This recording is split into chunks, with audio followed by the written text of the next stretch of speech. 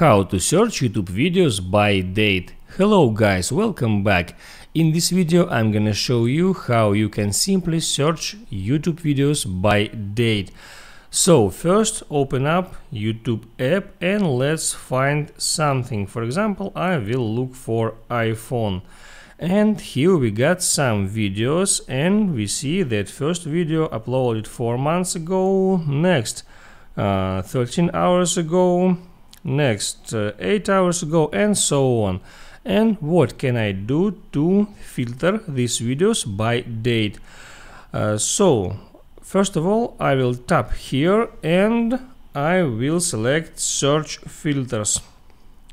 Here I can sort videos by upload date, and for example I can also filter videos for upload date. For example, I want to see videos uploaded for today.